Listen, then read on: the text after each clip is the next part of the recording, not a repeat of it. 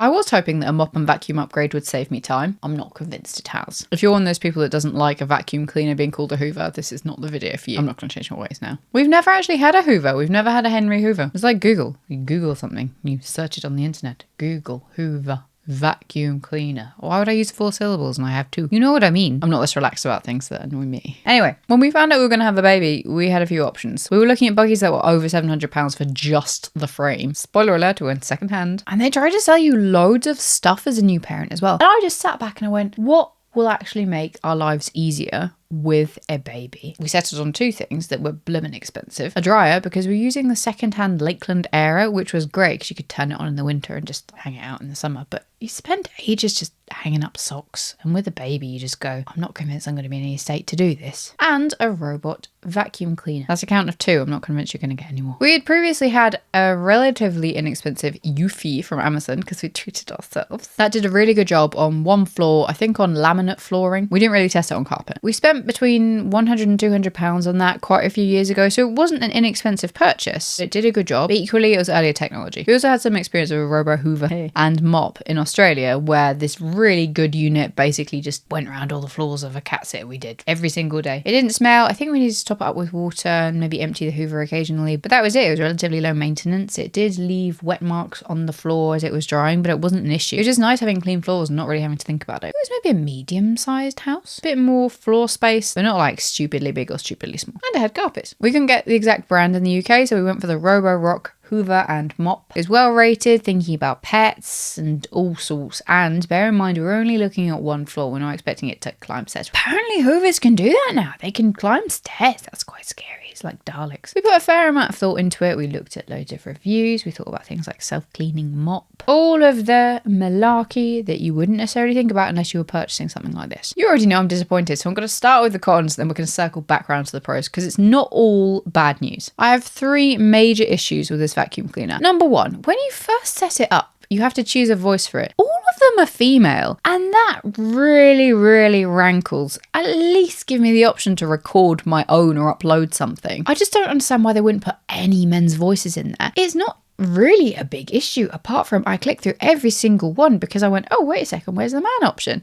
And there's none.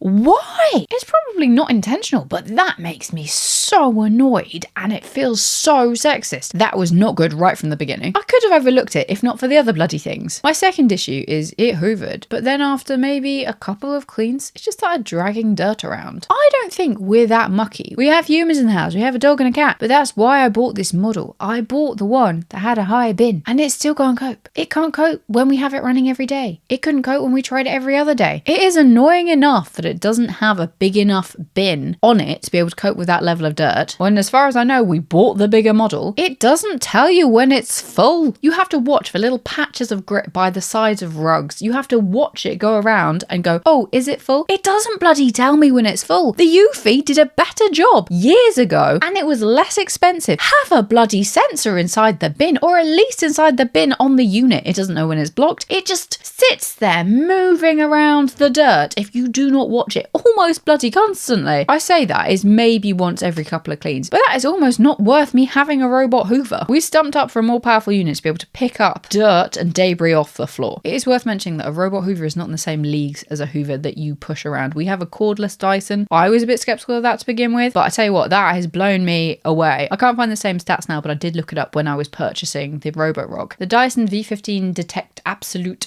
cordless is about 22,000 BTU, whereas this Roborock is 18.5. So obviously the Dyson is more. I don't know exactly what that means in reality because I'm not going down that much of a rabbit hole. I think the logic behind it is that you pushing around a hoover has got more weight behind it, more ability to pick up dust than a little unit going...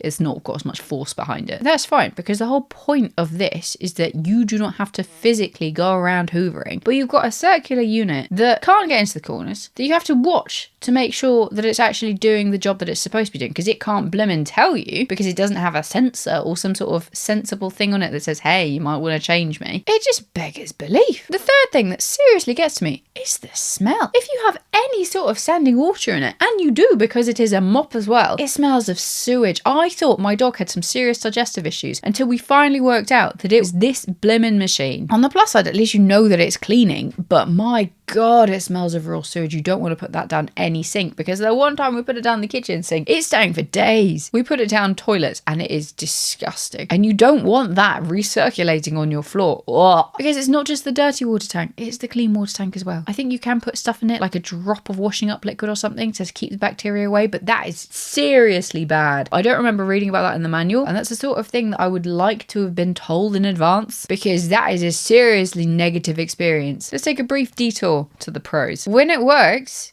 quite well. You've got a completely clear tank, you just topped up the water, made sure all of the sewage smell is not there, then it does a good job. It means that I don't have to mop. It adds an extra level of cleanliness onto something when it works well. But my problem is, I want to be thinking about this maybe once a week, ideally more like once a fortnight. And I have to think about it every time it's on. Some of that is us. We don't always tidy up wires in advance, and it has run off with the odd flip-flop. But the amount of research that I did in advance made me think that those wouldn't be issues. The bottom line is, I thought that was the product that I was purchasing. I don't want to be all negative. Really, if they just fixed 3 things, then it would probably be okay. Those things being male voices, a sensor on, if not the inside of the Roborock, then inside the unit. And finally, my God, do something about the water tank. But really, that is kind of the whole machine. Fixing those 3 things would not be making me really excited about it. It would make it work. I would still be annoyed at its capacity. I would still be annoyed that it gets clogged, because it isn't really for Aussie hair. And again, I did look into these hoovers with that in mind. I would still be annoyed that it eats wires. It's supposed to have relatively good object avoidance. I really wasn't expecting to be disappointed with this. I thought I would be able to chuck a certain amount of money that I would otherwise be spending on something new instead of secondhand, and that I would be saving myself a job. I thought I would be upgrading my life by having it hoovered every single day, mopped maybe every other day, and it being really nice and clean at a time when it is really hard to keep on top of the chores. But in reality, we are using it less and less. I am much more inclined to whip around for 10 minutes with an actual hoover that I can see working, and then forget about the mopping, than spend 10 minutes either being grossed out by the sewage compartment or trying to work out at what point it is blocked, and then stressing about following this little hoover around. I wish I had a more positive review for you, but this is one of the ones where I feel a little bit duped, a little bit like maybe my expectations were too high, but I also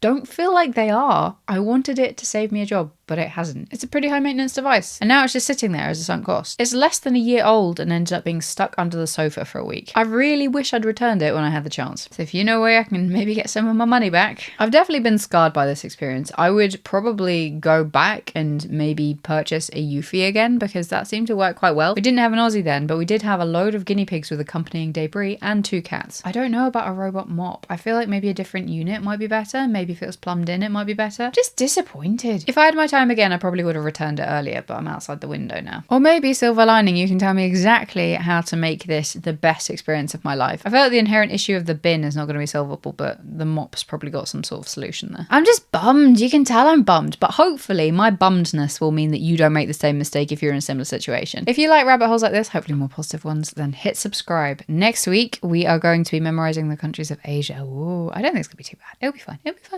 I have faith. It'll be fine. The next review, about this time next month, I'll be giving you an update. 3.5 years with the Apple Watch Ultra as a woman. How has it fared, and would I continue with Apple? Have a great week. See you next time. Bye.